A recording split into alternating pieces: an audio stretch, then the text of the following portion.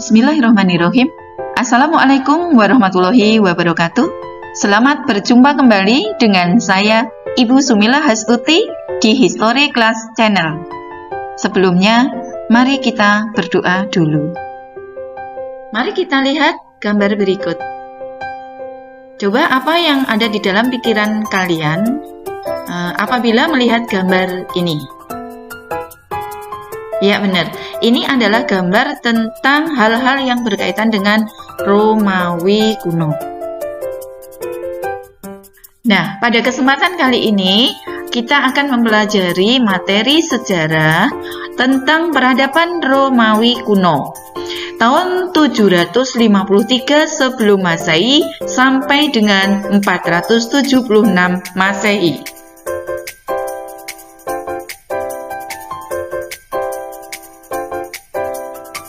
Tujuan pembelajaran kita kali ini: 1. Mampu memahami letak Romawi. 2. Mampu menganalisis sejarah singkat Romawi. 3. Mampu memahami penduduk Romawi. 4. Mampu menganalisis hasil kebudayaan Romawi. 5. Mampu menganalisis pengaruh hasil kebudayaan Romawi. Sebelum masuk pada materi inti tentang peradaban Romawi kuno, mari kita pelajari dulu tentang apa sih peradaban itu? Pengertian peradaban secara umum merupakan identitas seluas-luasnya dari semua hasil budidaya manusia yang meliputi seluruh aspek kehidupan manusia, baik fisik, seperti bangunan, jalan, maupun non-fisik, seperti nilai-nilai, ketertiban, seni, budaya, dan ilmu pengetahuan serta teknologi. Peradaban sendiri diidentifikasi melalui unsur-unsur objektif umum seperti bahasa, sejarah, agama, adat istiadat, institusi, serta melalui identifikasi diri secara subjektif. Pengertian peradaban umum secara khusus atau pengertian yang lebih sempit merupakan segala bentuk kemajuan, baik berupa kemajuan bendawi, ilmu pengetahuan, seni, sastra, maupun sosial yang terdapat dalam masyarakat. Pengertian peradaban menurut beberapa para ahli sejarah. 1. Menurut Profesor Dr. Kuncharaningrat, peradaban adalah bagian halus dan indah seperti seni, di mana dalam suatu masyarakat yang telah maju berarti memiliki peradaban yang tinggi. 2. Menurut Huntington, peradaban sering digunakan untuk menunjukkan pendapat dan penilaian terhadap perkembangan kebudayaan. Tepatnya pada saat perkembangan kebudayaan mencapai puncaknya berupa unsur-unsur kebudayaan yang halus, indah, tinggi, santun, luhur, dan sebagainya. Maka, dalam masyarakat pemilik budaya tersebut dikatakan memiliki peradaban yang tinggi. Yang ketiga, menurut Albion Small, peradaban adalah kemampuan manusia untuk mengendalikan dorongan dasar manusia untuk meningkatkan kualitas hidupnya. Sedangkan budaya mengacu pada kemampuan manusia untuk menguasai alam melalui ilmu pengetahuan dan teknologi. Berikutnya, hal penting yang berkaitan dengan peradaban adalah kebudayaan. Apa sih kebudayaan itu? Nah, pengertian kebudayaan secara umum atau dalam arti yang luas mengarah pada sebutan dari cara hidup sekelompok orang, yang berarti cara mereka melakukan sesuatu, menunjukkan karakteristik dan pengetahuan sekelompok orang tertentu yang meliputi bahasa, agama, masakan, kebiasaan sosial, musik, seni, pola bersama, perilaku dan interaksi bersama, konstruksi kognitif, dan pemahaman yang dipelajari oleh sosialisasi. Ini bisa meliputi pandangan, sikap, nilai, moral, tujuan, dan adat istiadat, serta kebudayaan adalah merupakan pola perilaku yang ada dalam sekelompok sosial. Pengertian kebudayaan secara khusus dalam arti yang lebih sempit bahwa kebudayaan itu merupakan cara hidup manusia yang selalu berkembang dan dimiliki bersama serta diwariskan dari generasi ke generasi berikutnya. Berikutnya, pengertian kebudayaan menurut beberapa para ahli sejarah. Di antaranya, 1. Menurut Profesor Dr. Kuncharaningrat, pengertian kebudayaan secara umum adalah sebuah sistem gagasan dan rasa, sebuah tindakan serta karya yang dihasilkan oleh manusia yang di dalam kehidupannya dalam bermasyarakat. Unsur kebudayaan menurut Kuncharaningrat adalah berupa bahasa, pengetahuan, organisasi sosial, peralatan hidup dan teknologi, serta ekonomi, religi, dan kesenian. Wujud kebudayaan menurut Kuncharaningrat yaitu nilai-nilai budaya, sistem sosial, serta kebudayaan fisik. Yang kedua, menurut Selo Sumarjan dan Sulaiman Sumardi, pengertian kebudayaan secara umum adalah semua hasil karya, rasa, dan cipta masyarakat.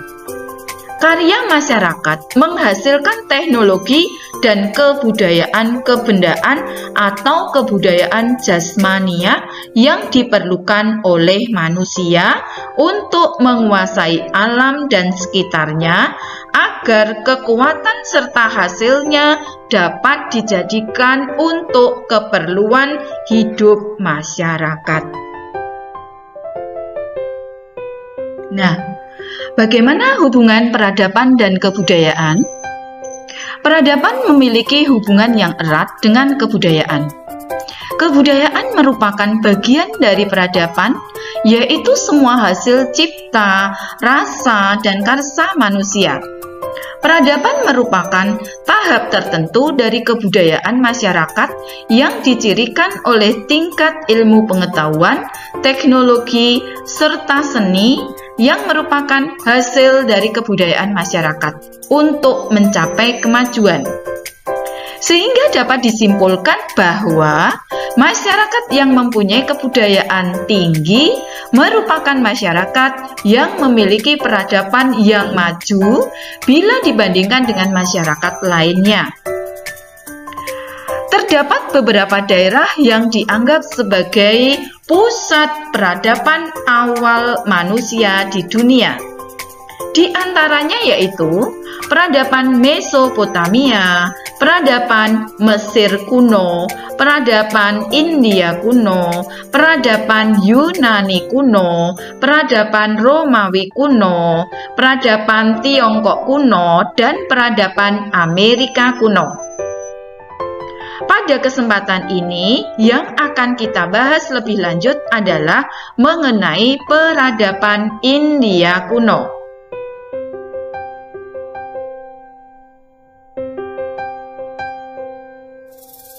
Agar lebih mudah mempelajari materi tentang peradaban Romawi kuno, mari kita lihat dulu tentang peta konsep peradaban Romawi kuno. Apa saja yang akan kita pelajari nanti? Yang pertama adalah tentang letak Romawi kuno, yang kedua tentang sejarah singkat Romawi kuno, yang ketiga tentang penduduk Romawi kuno, yang keempat tentang hasil kebudayaan Romawi kuno, yang kelima tentang pengaruh peradaban Romawi kuno bagi dunia. Letak Romawi kuno, mari kita lihat di sebelah ada peta. Di sebelah utara Romawi berbatasan dengan semenanjung Apenina bersambung dengan Eropa, di sebelah timur berbatasan dengan negara Yugoslavia, di sebelah selatan berbatasan dengan Laut Tengah, di sebelah barat Romawi berbatasan dengan negara Prancis. Berikutnya, kita masuk pada materi sejarah singkat Romawi. Peradaban Romawi merupakan sebuah peradaban yang berasal dari kota Roma yang didirikan di semenanjung Italia. Kita bahas mulai dari bidang politik. Masa pemerintahan Romawi kuno terbagi dalam 3 periode. Periode kerajaan, periode republik, dan periode kekaisaran. Pada Romawi modern, pemerintahannya merupakan republik parlementer dengan sistem multipartai. Dalam bidang ekonomi, masyarakat Romawi kuno hidup dengan cara pertanian dan perdagangan. Pada masyarakat Romawi modern, menganut sistem ekonomi liberal atau pasar. Dalam bidang sosial, muncul sistem pembagian kelas ke dalam 2 golongan, yaitu golongan patrisia dan plebea. Pada masyarakat Romawi modern, tidak ada sistem pembagian kelas. Dalam bidang kepercayaan, masyarakat Romawi kuno awalnya menganut animisme, kemudian berkembang menjadi politeisme, yaitu menyembah banyak dewa. Pada masyarakat Romawi modern, sistem kepercayaannya memeluk agama Nasrani. Selanjutnya, penduduk Romawi kuno. Ada 3 suku bangsa besar di Romawi kuno. 1 suku bangsa Ramnes, 2 suku bangsa Tities, yang ketiga suku bangsa Luceres. Suku bangsa yang lainnya ada suku bangsa Papiria, Poplilia, Polia, Pomtina, Pupinia, Quirina, Romilia, Sabatina, Scaptia, Sergia, Seletina, Suburana, Teretina, dan suku bangsa yang lainnya.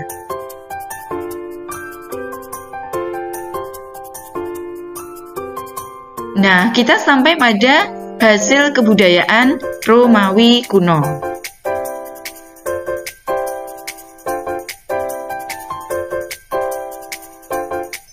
Kebudayaan Romawi kuno yang pertama, pendidikan.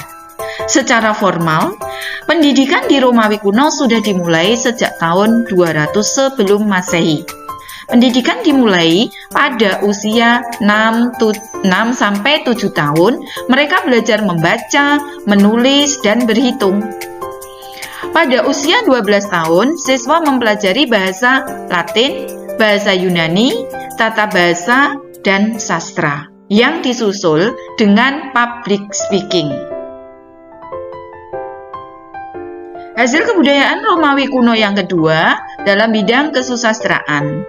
Karya sastra awalnya berupa cerita kepahlawanan atau epos, yang di dalamnya diceritakan sejarah militer awal Romawi.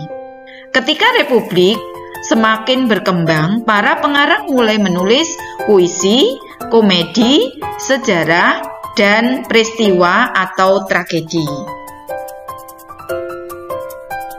Hasil kebudayaan Romawi yang ketiga, buku dan koran.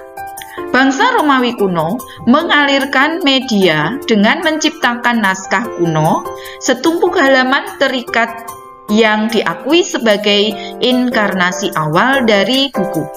Bangsa Romawi kuno juga mengenal apa yang disebut acta diurna atau tindakan sehari-hari. yaitu koran-koran awal bangsa Romawi kuno yang ditulis pada logam atau batu yang kemudian diletakkan di tempat-tempat seperti di forum. Akta Duwirna diyakini pertama kali muncul sekitar 131 sebelum Masehi.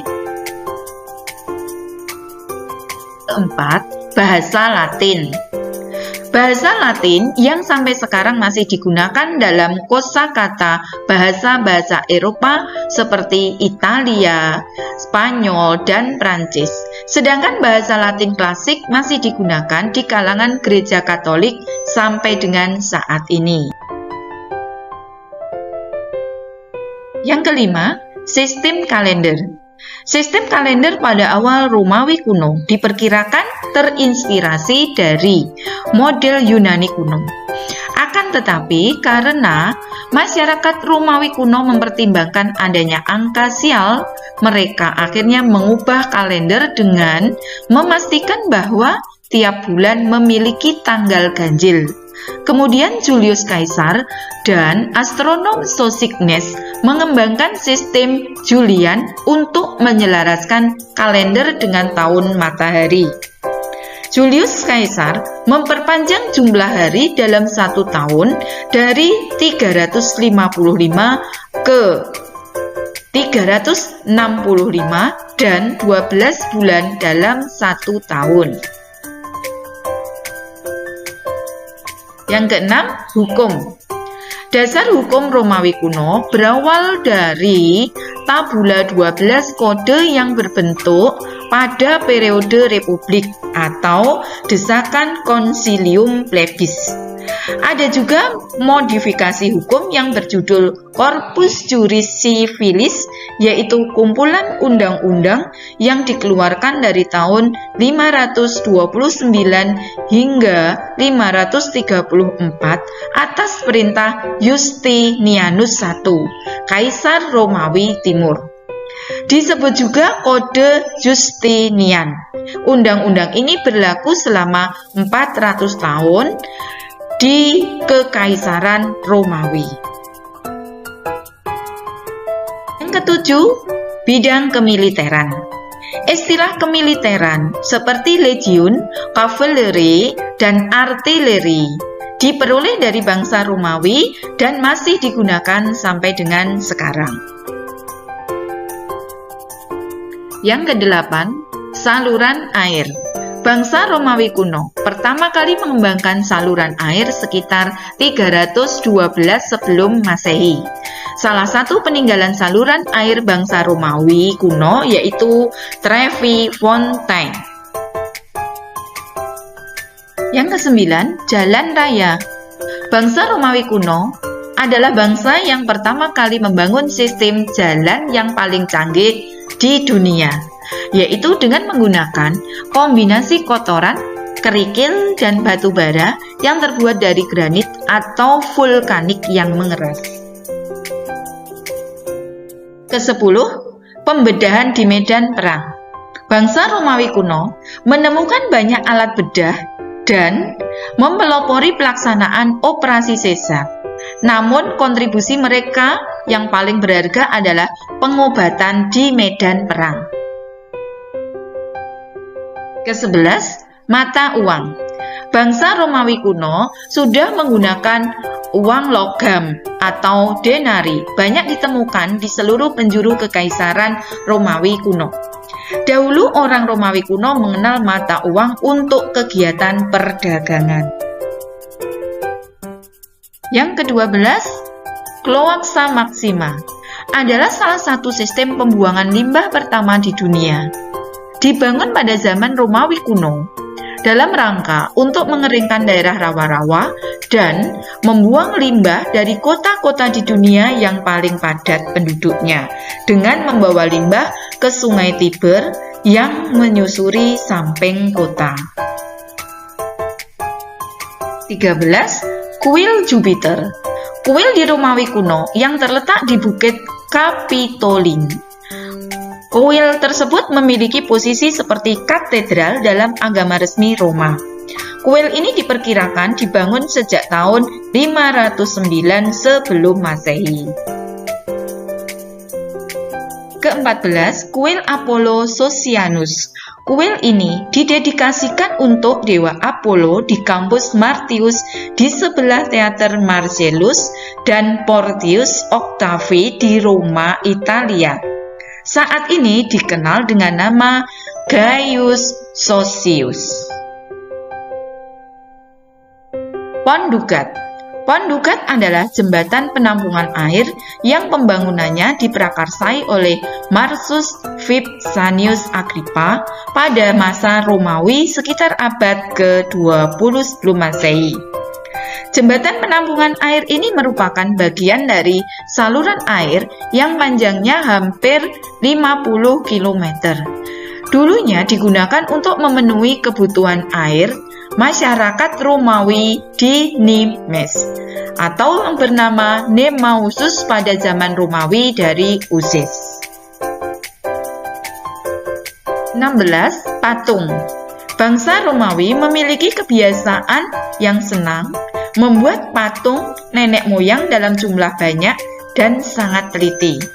Biasanya patung nenek moyang disimpan di rumah dan ditempatkan dalam satu ruangan khusus yang disebut atrium. 17. Tembok Hadrian. Seperti kita lihat pada gambar di samping, tembok Hadrian dibangun oleh masyarakat Romawi kuno untuk melindungi diri dari serangan kaum barbar. Tembok sepanjang 117 km ini dibangun pada 120 Masehi, ketika pemerintahan Kaisar Hadrian. Tembok Hadrian terbuat dari batu bata dan tanah yang melintasi wilayah Inggris Utara. Gladiator. Gladiator adalah petarung bersenjata yang melakukan pertarungan untuk menghibur para penonton. Mereka bertarung melawan sesama gladiator, binatang buas, dan narapidana. Gladiator berasal dari bahasa Latin yaitu gladiator atau ahli pedang, dari kata gladius atau pedang. 19. Castel San Angelo. Castel San Angelo atau Kastil San Angelo adalah bangunan besar yang digunakan sebagai tempat pemakaman para raja. Bangunan yang terletak di tepi sungai Tiber ini didirikan pada 130 Masehi. 20. Colosseum. Colosseum adalah sebuah peninggalan bersejarah berupa arena gladiator dibangun oleh Vespasian. Tempat pertunjukan yang besar berbentuk elips yang disebut amphitheater atau dengan nama asli Amphitheatrum Flavium, yang termasuk salah satunya dari 69 keajaiban dunia pada abad pertengahan, seperti kita lihat pada gambar di samping. 21. Circus Maximus. Circus Maximus merupakan stadion yang dibangun pada abad ke-6 sebelum Masehi.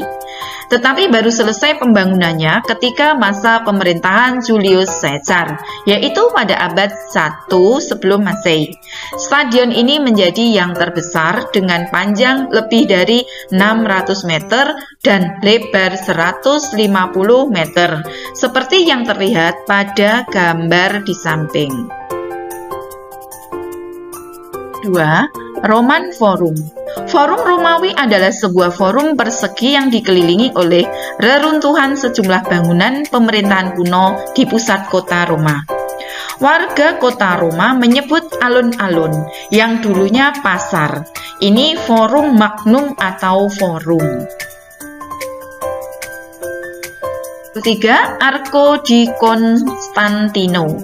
Seperti yang kita lihat pada gambar, Arco di Constantino atau Pelengkung Constantianus adalah sebuah pelengkung kemenangan di Roma yang terletak di antara Kolosium dan Lembah Palatin. Pelengkung tersebut didirikan oleh Senat Romawi untuk memperingati kemenangan Konstantinus I atau Maxentius di pertempuran jembatan Milvian pada 312 sebelum Masehi. 24. Efesus. Efesus dibangun pada sekitar 550 sebelum Masehi oleh koloni Etik dan Yunani Ionia. Awalnya Efesus merupakan kota Yunani kuno, kemudian direbut dan menjadi kota Romawi. Kita bisa perhatikan pada gambar di samping, Efesus sangat megah, sebuah kota yang sangat megah. 5. De Clementia. De Clementia adalah Isse Hurtatori, 2 jilid yang ditulis pada tahun 55 sampai 56 Masehi oleh Lucius Anicius Seneca atau bisa dikenal dengan Seneca the Younger, seorang filsuf Sofia Romawi pada Kaisar Nero dalam 5 tahun pertama pemerintahannya. 26. Vestal Virgin. Vestal Virgin adalah pendeta wanita bagi Dewi Vesta pada masa Romawi kuno. Tugas utama mereka adalah menjaga api suci Vesta. 27. Beton. Beton diciptakan dengan abu vulkanik, air kapur, dan air laut. Beton diciptakan pertama kali oleh bangsa Romawi. Kemungkinan para bangsa Romawi mendapatkan inspirasi tersebut setelah mengamati reaksi kimia dalam deposit abu vulkanik pada batuan tufa.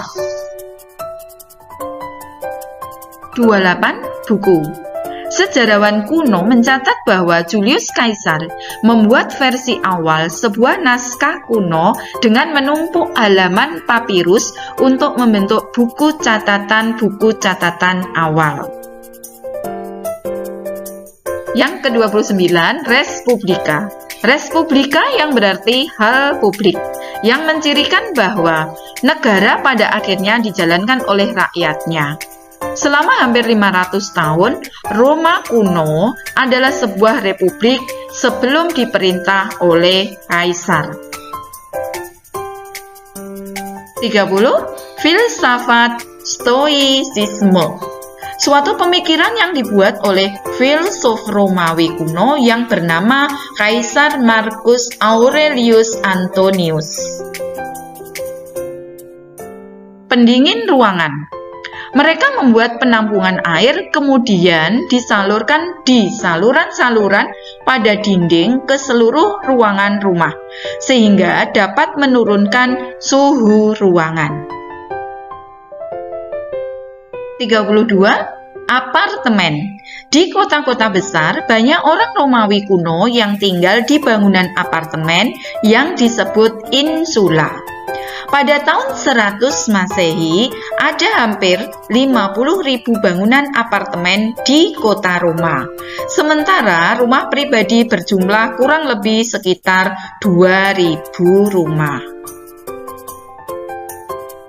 33. Toilet umum.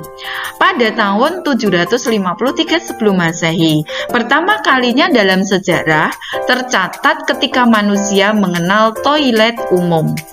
Setelah buang air, orang membersihkan dirinya dengan spons yang digunakan bersama-sama. Berikutnya, pengaruh kebudayaan Romawi kuno terhadap dunia. 1. Bidang kemiliteran. Banyak negara-negara yang mengadopsi sistem kemiliteran dari Romawi kuno, termasuk istilah-istilah kemiliteran hingga sekarang digunakan. Yang kedua, sistem hukum. Romawi kuno telah menggunakan asas praduga tak bersalah dan asas persamaan kedudukan di muka hukum. Yang ketiga, kalender Romawi merupakan kalender berdasarkan pengamatan orbit matahari. Kalender ini biasa disebut sebagai penanggalan Julian, yang hampir seluruh negara di dunia menggunakannya, kecuali negara Tiongkok, Iran, dan Israel. Yang keempat, kebiasaan mengangkat dan membenturkan gelas pada upacara dan pesta.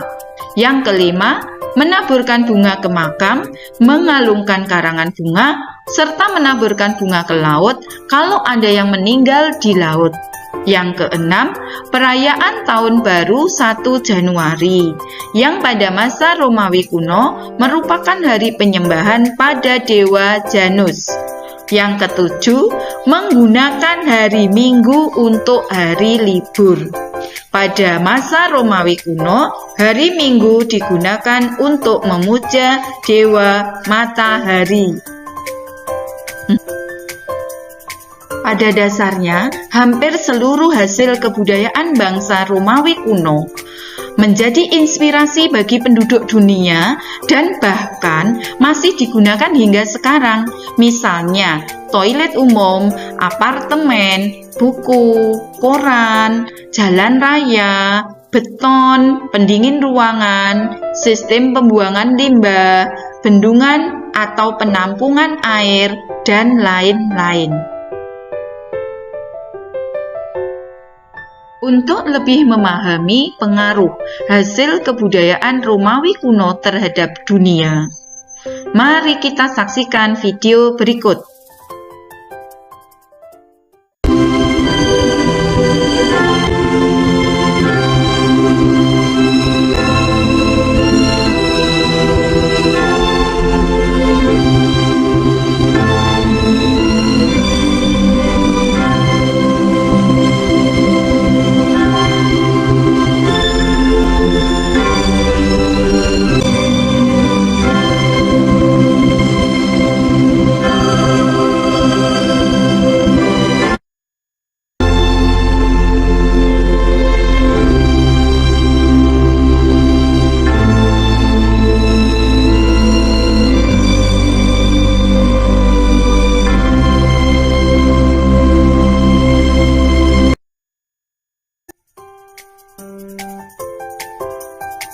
Demikian penjelasan kali ini. Mohon maaf apabila ada salah-salah kata. Semoga bermanfaat bagi kita semua. Wassalamualaikum warahmatullahi wabarakatuh.